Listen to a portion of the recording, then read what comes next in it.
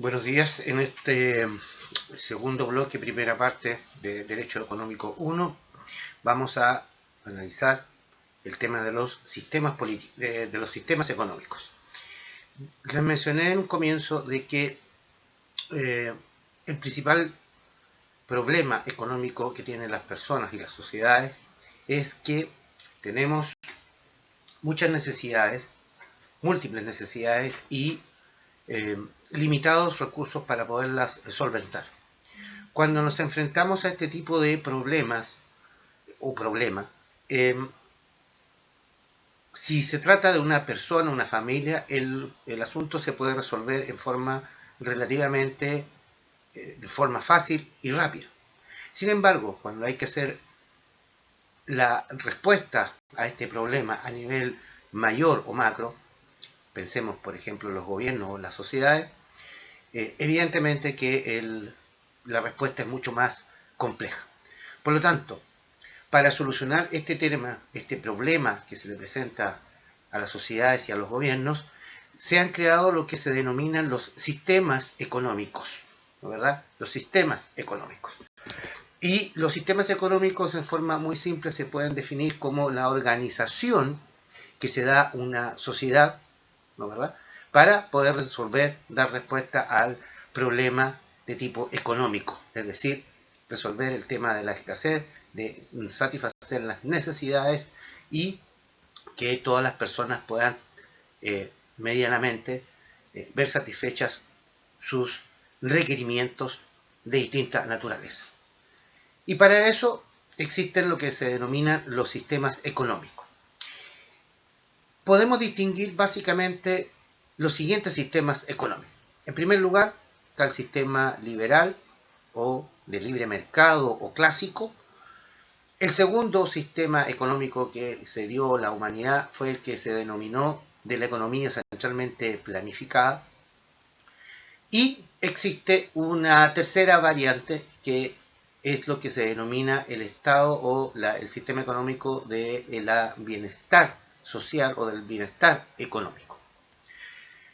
Partamos señalando o preguntando o respondiendo más bien cuáles son cada uno de estos sistemas que son totalmente distintos. En primer lugar, hablemos del sistema clásico, liberal o sistema de libre mercado. Este sistema, como se los mencioné, es creación de un señor que se llama Adam Smith, que escribió en el siglo XVIII, final del siglo XVIII, un libro que se llamó La riqueza de las naciones. Este personaje, que no era un economista, era un médico, un científico, plantea en su libro que para solucionar el problema económico lo esencial, lo fundamental, es el mercado.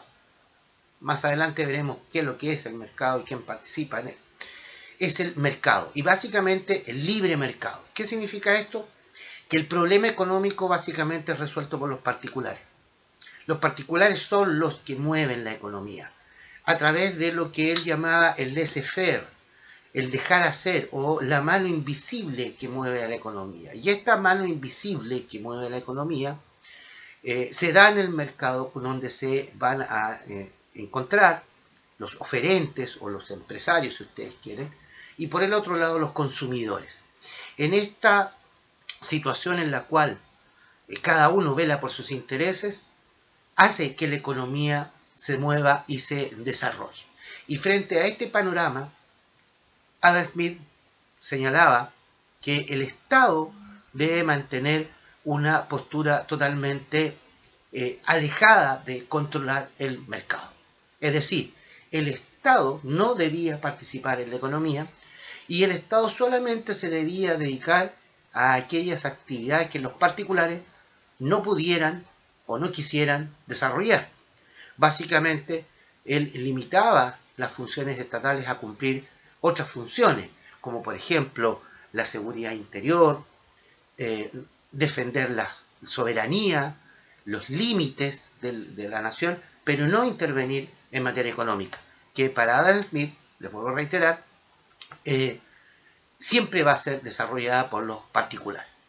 Ahora, eso es lo esencial, lo que caracteriza a este sistema liberal de libre mercado o clásico.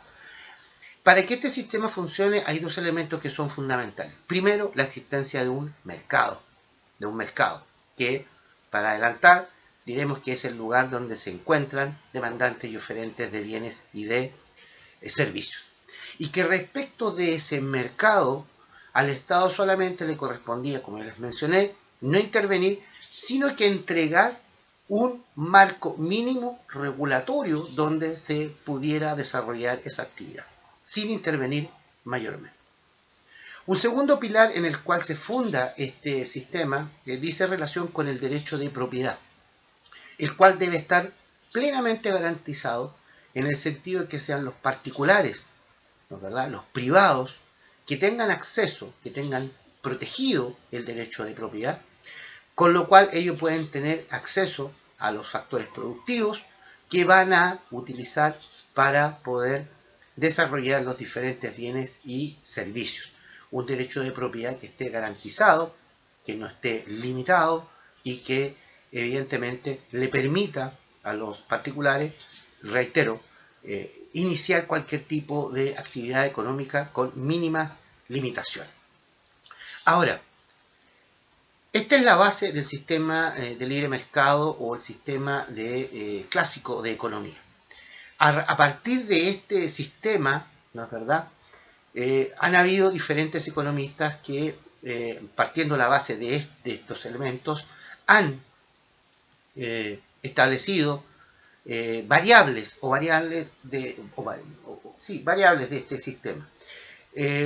Por una parte, en su momento hubo economistas como von Hayek, economista austriaco, que se fue a trabajar a los Estados Unidos, ¿verdad?, principalmente en la Universidad de Chicago, quien, siguiendo esta postura de Adam Smith, iba mucho más allá y decía que prácticamente el Estado no debía participar prácticamente en ninguna actividad en materia económica. Es decir, el Estado funciona, el mercado funciona solo, no necesita regulación y por lo tanto los problemas del mercado se solucionan en el mercado. Esta postura fue seguida por algunos otros economistas, entre ellos Milton Friedman, y que, les vuelvo a insistir, ambos son economistas. Von Hayek fue austríaco que llega a la Universidad de Chicago a impartir clases. Milton Friedman es su alumno y ustedes seguramente, sin saberlo, lo han escuchado en forma indirecta, pues ellos dieron origen a lo que se denominó la economía de los Chicago Boys, que fue la que se implementó en nuestro país en la década de los 80. Otra variable señala que, si bien el mercado es el aspecto central de un sistema económico para poder resolver el problema de la escasez y de la optimización de los recursos, es lo que hoy en día se conoce como el sistema social de mercado. ¿Qué quiere decir con esto? Que el mercado sigue siendo el centro de este sistema, pero el Estado le corresponde un rol mucho más marcado y más profundo en materia de regulación del mercado. Es decir, el mercado no puede quedar a su libre arbitrio para los efectos de que funcione en forma totalmente sin control o sin fiscalización y sin regulación. Por lo tanto, el Estado en ese tipo de sistema económico tiene una participación importante, reitero, en materia de mercado, primero regulándolo y segundo fiscalizándolo. Y si a raíz de estas dos variables se determina que los agentes que participan en el mercado, principalmente los que forman parte de los oferentes, los empresarios, ¿verdad?, los productores, se producen o desarrollan conductas que atentan contra el funcionamiento adecuado del libre mercado, están sujetos a sanciones de tipo administrativa, que generalmente se van a traducir en la aplicación de multas, y eventualmente, en el caso que estas conductas sean muy graves, pueden dar origen a sanciones de tipo penal. Es decir, hay una persecución penal en contra de estas personas o de estas organizaciones. Hoy en día parece ser y también se le conoce a este como un sistema mixto, ¿no es verdad?, donde el mercado funciona, pero el Estado tiene la obligación de tener un sistema jurídico para que regule este mercado y que se creen los organismos necesarios para que vigilar el buen funcionamiento de estos mercados y, le reitero, aplicar las sanciones y las correcciones que correspondan en su momento. Los ejemplos en nuestro país en las últimas décadas son bien claras y todo el mundo o la mayoría los conoce. Nosotros partimos en la década del 80 con un sistema de libre mercado muy marcado en la tendencia de que el mercado funcionaba solo, se regulaba solo, no había mayor injerencia sobre su funcionamiento, pero con el correr del tiempo se fueron detectando determinadas conductas que alteraban este funcionamiento y que en definitiva iban en contra o perjudicaban a la parte más débil de esta relación, que son los consumidores, y hoy en día nos encontramos con que el derecho económico, ¿verdad?, ha entrado muy fuerte en esta materia, regulando el mercado y aplicando sanciones por, lamentablemente, conductas atentatorias, y los casos que ustedes mencionan se ubican dentro de esta área. El caso de la colusión de la farmacia, del mercado de los pollos, transporte público, etcétera, etcétera. Y se han ido aplicando sanciones cada vez más graves, y respecto de estas materias, esto es materia ya de otro ramo, ha habido una evolución y ha habido un cambio de nuestra legislación, y hoy en día, por ejemplo, a contar del 2016, la colusión, por una modificación al sistema, a la legislación de la libre competencia, hoy en día la colusión es un delito. Está establecido en el artículo 62 y siguientes del DFL 211. Es en este ámbito de materia, entonces, en que aparecen organismos tan importantes como la Fiscalía Nacional Económica y el Tribunal de Defensa de la Libre Competencia, que son los organismos que están dedicados a vigilar, controlar y eventualmente sancionar a aquellos que desarrollen conductas, hechos, actos, contratos o convenciones que tiendan a limitar, restringir o alterar la libre competencia. Ustedes entenderán que si el mercado es el centro de este sistema económico, el mercado debe ser protegido para que funcione de la mejor manera posible. Entonces, tenemos este primer sistema económico conocido como sistema liberal, clásico, ¿verdad?, de libre mercado, con las características esenciales que yo les mencioné y que ustedes deben conocer en forma adecuada. Frente a este sistema aparece lo que se denomina los sistemas de economía centralmente planificadas, que básicamente son una respuesta al sistema liberal que crea, ¿no es verdad?, el señor Smith, que nace esta idea de sistema económico en plena época de la revolución industrial y del capitalismo. Frente a esto, ¿no es verdad?, se crea este otro sistema que tiene una mirada totalmente diferente a lo que es el sistema liberal o clásico de la economía. Y acá, a diferencia del anterior, el punto central, el agente más importante en este sistema es el Estado. Es decir, el Estado, ¿no es verdad?, el que va a responder o dar respuesta a las tres preguntas básicas que existen en la economía. Es decir, el Estado el que dice qué se produce, cómo se produce y para quién se produce. Por lo tanto, jóvenes, en este sistema el mercado no tiene relevancia, no existe, pues el Estado, a través de sus diferentes organismos e instituciones, el que participa en el proceso económico que, para que ustedes vayan entendiendo, tiene diferentes etapas. Dar respuesta, ¿no es verdad?, a las preguntas que les mencioné, y dentro de esto tiene una participación importante en lo que dice relación con la producción y la distribución de los bienes y de los servicios. Por lo tanto, es el Estado el que reemplaza al mercado. Es el Estado el que dice qué se produce, cómo se produce, para quién va dirigida esa producción, la calidad de la producción, la naturaleza de la misma, los precios, ¿no es verdad?, de los bienes y servicios, que en el sistema de libre mercado lo determina precisamente el mercado, acá lo determina la autoridad económica. Y este sistema económico iba de la mano con un sistema político principalmente implementado en los países de corte político socialista o algunos de carácter comunista, en que el Estado marcaba fuertemente y regulaba fuertemente las situaciones en materias económicas. Por lo tanto, era el Estado el que establecía un programa económico al que se debía ceñir tanto los organismos estatales como la población.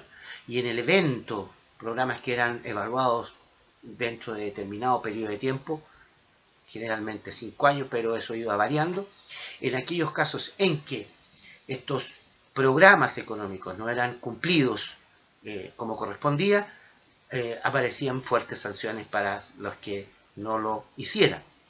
Este sistema de la economía centralmente planificada, evidentemente, hoy en día prácticamente no se ocupa en casi ningún lugar del mundo. Por ahí algunos mencionan Corea y Cuba, pero en el resto de los países que durante décadas tuvieron bajo la supremacía de la Unión de Repúblicas Socialistas Soviéticas, el bloque oriental de Europa, hoy en día han mutado hacia una economía de mercado o social de mercado, porque se determinó y se estableció en forma objetiva que los países que siguieron este modelo se quedaron muy atrás en materia de desarrollo económico respecto a países en que se establece el sistema de libre mercado bajo cualquiera de sus variables. Es cosa de ver lo que pasó, por ejemplo, al momento de unificarse ambas Alemanias, en que la Alemania occidental, ¿no es verdad?, había alcanzado un desarrollo y era ya una potencia mundial, no obstante que el año 45 prácticamente desapareció del mapa producto de la Segunda Guerra Mundial. Alemania hoy en día es una potencia mundial en distintas áreas. En cambio, la República Federal Alemana, que había quedado separada por el muro de Berlín y que había quedado bajo la supremacía de Oriente de la Unión de Repúblicas Socialistas Soviéticas, del punto de vista económico y en otras materias estaba muy atrasada. Hoy en día, reitero, es un sistema que prácticamente está en retirada, en desuso.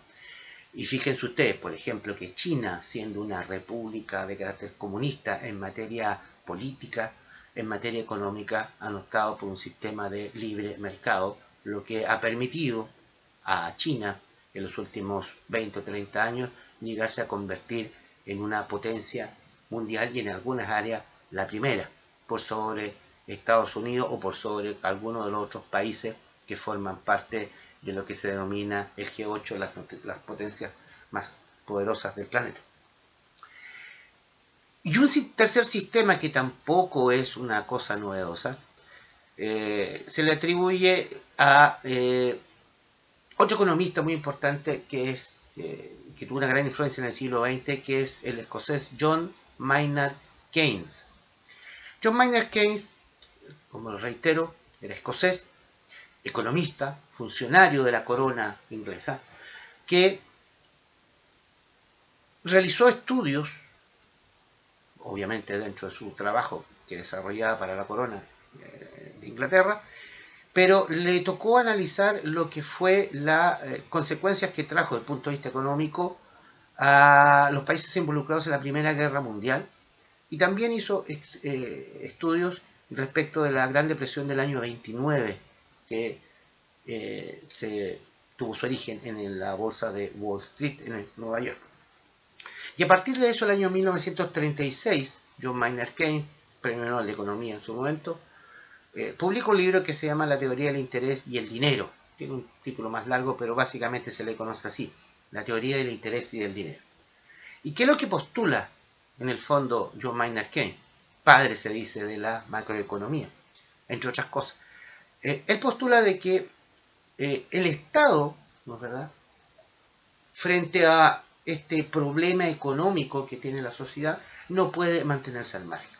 Es decir, el problema económico no puede y ni debe ser resuelto exclusivamente por el mercado, sino que al Estado le corresponde intervenir y de una forma bastante activa en aquellos casos en que la economía esté pasando por problemas más o menos graves. Hay que recordar que el trabajo de este economista sobre el interés del precio y el dinero no solamente se refiere a estos dos tópicos, sino que también él hace un profundo estudio del mercado laboral y de la demanda agregada en materia económica. ¿Y qué es lo que, cómo lo podemos resumir esto para no confundirlos? Señalaba que en aquellos casos en que la economía de un país estuviera pasando por un ciclo negativo, ya sea una desaceleración o una recesión, que son en términos distintos, le correspondía al Estado intervenir para generar, ¿no es verdad?, movimientos en la economía, principalmente fuentes laborales que les permitieran a las personas tener acceso a ellos. Al tener trabajo, las personas tienen ingresos, al tener ingresos pueden salir a consumir, comprar bienes y servicios, y de esa manera la economía se reactiva. Esta fue una de las fórmulas, por ejemplo, que se ocupó en Estados Unidos con los presidentes, los New Deal, que fueron las fórmulas que utilizó Estados Unidos para salir de la depresión del 29. Recordar solamente de que la depresión del 29 en Estados Unidos hizo desaparecer bancos, industrias, empresas y pequeñas localidades. Se produjo dentro de Estados Unidos migración y mucha pobreza. Por lo tanto, analizando y viendo estos fenómenos, Keynes mantiene o sostiene o hace pública su teoría de que en estas situaciones es el Estado el que debe salir a dar la señal, es el Estado el que debe salir a hacer lo que hoy en día los economistas dicen, tirar el carro de la economía, dar el ejemplo para que sea seguido por los particulares, y precisamente el reflejo de eso es que en la década del 30 en Estados Unidos las grandes obras públicas, que muchas de ellas todavía se mantienen, son de esa época. Se implementaron como una forma de que la actividad económica se reactivara y pudiera sacar, ¿no es verdad?, a Estados Unidos adelante, situación que después se vio favorecida, entre comillas, cuando Estados Unidos decide entrar a la Segunda Guerra Mundial, porque eso movilizó la actividad económica hacia el ámbito bélico y produjo una serie de fuentes de trabajo y de empleo. Recordar que a partir de la Segunda Guerra Mundial Estados Unidos se transforma, ¿no es verdad?, en potencia mundial, pasando a ocupar el lugar que hasta más o menos algunos años antes ocupaba el Imperio Británico, e impone sus condiciones en el ámbito occidental y establece al dólar americano como la gran moneda, la gran divisa que hasta el día de hoy se sigue ocupando, por lo menos en esta parte del mundo, y si no, por no decir prácticamente en todo el mundo. Por lo tanto, jóvenes, es importante que ustedes tengan claro estos tres sistemas, porque son totalmente distintos y son sistemas que han sido creados con muchos estudios, con mucha preparación, observando fenómenos económicos, y por lo tanto cada país, cada gobierno es, ¿no es verdad?, soberano de escoger aquel sistema que se acomode más a sus necesidades, aquel sistema que se acomode más a la forma en que se entienden que se deben resolver los problemas económicos, ya sea por la autoridad política o por las autoridades económicas. Esa decisión es difícil, porque hay una serie de variables que hay que considerar al momento de poder, la verdad, determinar con qué sistema nos vamos a quedar. Las características propias de la sociedad, el tipo de persona, los problemas económicos, etcétera, etcétera. Es cosa de ver que en nuestro país, desde la década del 80 a la fecha, ha habido un cambio, ¿no es verdad?, en el sistema económico, y podríamos decir que hoy en día tenemos un sistema económico mixto, con presencia del mercado, pero regulado bastante en algunas materias, y lo que se aspira es llegar a una economía social de mercado, en que haya una mayor participación estatal, con la finalidad de entregar a la población una mejor calidad de vida. Así que damos por terminado este segundo bloque en su primera parte con lo que es los sistemas económicos y continuamos en la próxima edición.